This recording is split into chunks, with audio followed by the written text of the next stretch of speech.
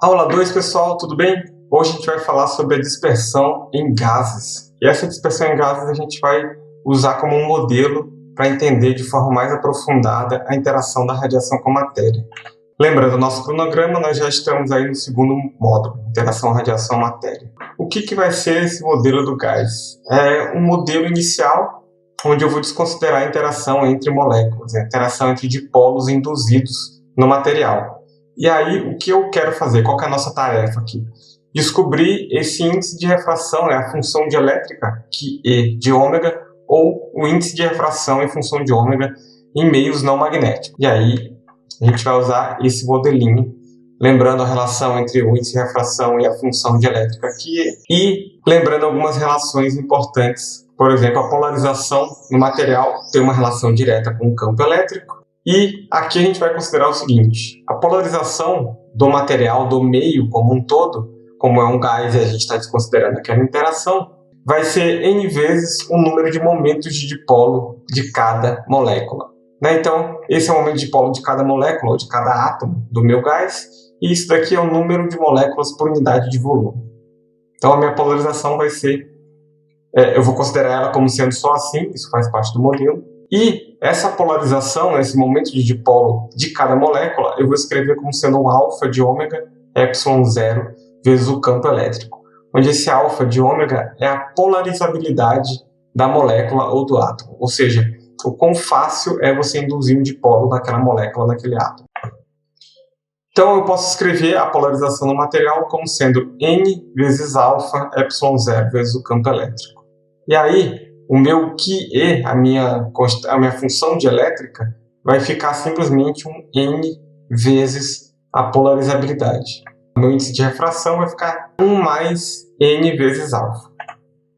Então aqui a gente tem nessa relação uma comunicação entre a propriedade macroscópica do meio, que é o índice de refração, que a gente é fácil de medir, e uma propriedade microscópica que é fácil de modelar, que a gente vai usar aqui um modelo simples. E qual que é esse modelo? Se vocês já estão acostumados com física, vocês sabem que vai ser o modelo do oscilador harmônico. É claro, sempre é. Então, cada molécula vai ser um oscilador amortecido que vai estar forçado pelo campo elétrico da onda incidente. Então, um desenho aqui esquemático, então eu vou considerar um núcleo, e não precisa ser o átomo de hidrogênio, tá certo?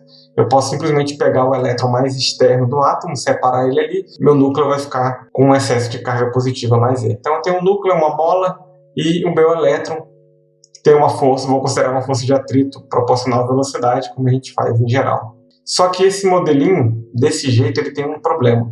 Ele considera que a sua molécula já tem um dipolo permanente. Então eu tenho uma separação entre a carga positiva e a carga negativa, ou seja, se eu tenho duas cargas de sinal oposto separadas por uma certa distância, eu tenho um momento de dipolo permanente. Para corrigir isso, a gente usa simplesmente um truque geométrico. Eu vou pegar aquela minha bolinha ali, que é o elétron, e vou espalhar ele numa casca esférica ao redor do núcleo. Então, quando eu somar todos os momentos de dipolo desse núcleo de carga mais E com cada elemento de área de superfície, eu vou ter um momento de dipolo total zero. Então, a maioria dos gases, as moléculas, eles não têm um momento de dipolo permanente. Então, isso aqui fica um modelinho sem dipolo permanente, mas, enfim, é uma coisa mais... não muda nada na conta, é uma coisa mais pictórica. Então, eu vou considerar uma onda incidente, na parte temporal dela, como sendo um campo dependente do tempo, como uma amplitude vezes um cosseno de ômega t. Para resolver isso, eu vou tomar a solução estacionária.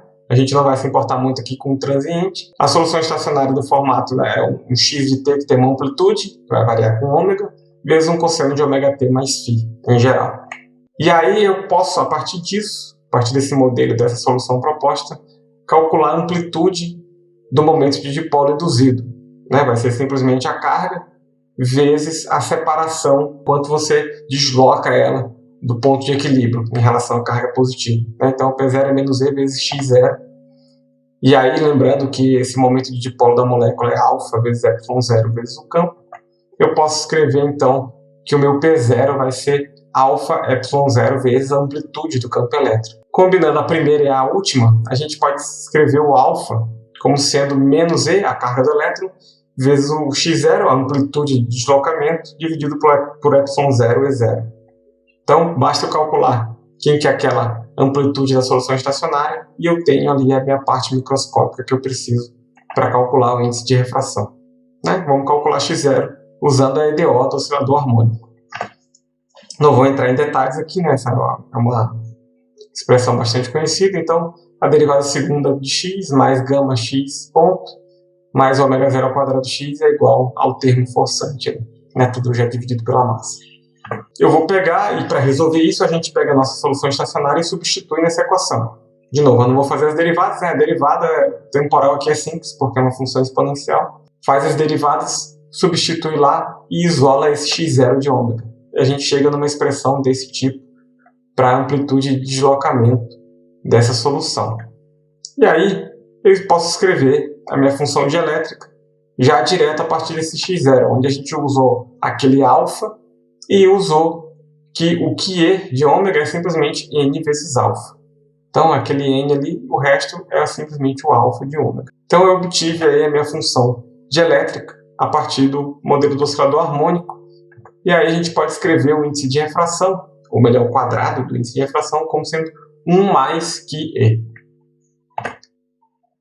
Só que aí a gente tem uma coisa, né? Esse índice de refração ele é complexo. Né? Se vocês olharem o denominador da segunda parte, a gente tem um termo complexo. Né? Sempre que tem uma grandeza assim, a gente consegue interpretar ou entender melhor o que está acontecendo quando a gente separa, né, a parte real e a parte imaginária. Então eu vou fazer a parte real como sendo eta e a parte imaginária como sendo um kappa. Então fica eta mais i kappa. E aí, só para a gente começar a entender melhor isso, vamos supor uma onda incidente desse tipo aqui. Reparem que agora eu coloquei a parte espacial da onda, né? Tem um k vezes a coordenada z ali. E a gente tem essa relação para o ômega e o k, né? Ômega sobre k é igual à velocidade de propagação da onda no meio, né? C sobre n. Então, isolando ali, eu posso escrever o k que está ali como sendo n, que é o índice de refração, dividido por ômega sobre c. E aí o n eu vou colocar como sendo, né, substituo ali esse k por n vezes ômega sobre c, e o n eu vou escrever como eta mais i kappa. Isolando essas coisas, vê que tem um i kappa ali com um i que já está multiplicando o n, vai dar um menos 1, né, que é o i ao quadrado. E eu separando essas duas coisas, eu vou ver que eu tenho a exponencial complexa, vai ter um termo ali, uma constante, a gente pode chamar de k', que é o eta vezes ômega sobre c. Então, tem um k' vezes z menos ômega t, uma onda propagante normal, só que a gente tem agora uma exponencial decrescente. E aí, na próxima aula, a gente vai ver o que significa essa exponencial decrescente, quais são as consequências e o que aparece aí. Então, não esqueçam de fazer atividade no Moodle e até a próxima.